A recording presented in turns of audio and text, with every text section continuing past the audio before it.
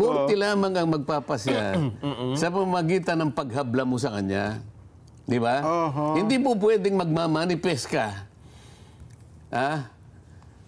Magkukonclude ka. Sa akin pong palagay, Mr. Chair, may pananagutan po ang dating Pangulo sa magitan po ng teorya ng principle by inducement.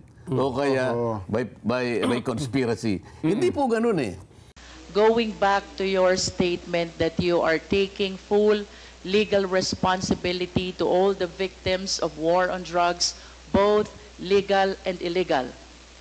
It is my humble submission, Mr. Chair, that the former president can be considered liable for all these crimes under the theory of conspiracy by being a principal by inducement.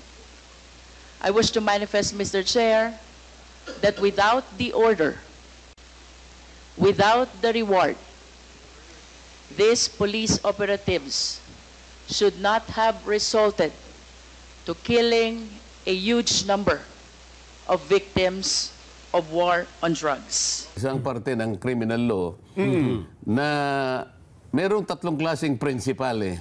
Okay, opo. Ikaw ang pumatay talaga. Ay principal by direct participation. Okay. Kasama ka talaga doon, ano? Ininganyo mo, principal by inducement. Yun pala ibig sabihin. O kaya sa ibang paraan, patago-tago pero ikaw nagbigay ng kung ano-anong insentibo. Anong reward.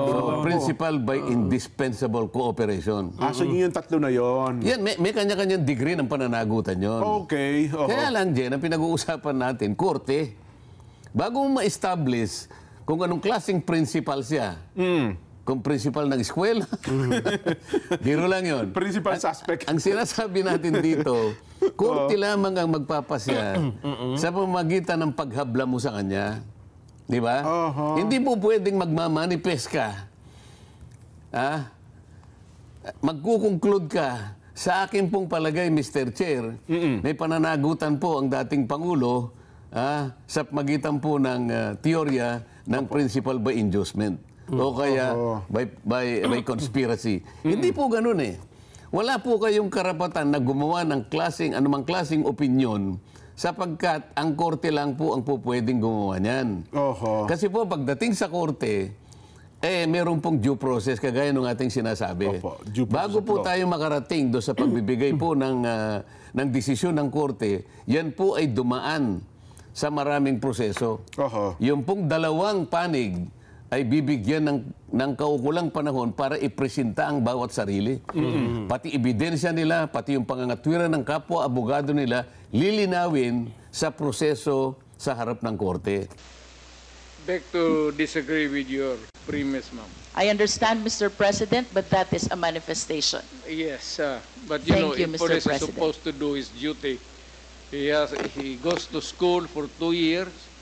He received instructions to how to go about his duty, and we have to give the presumption of regularity.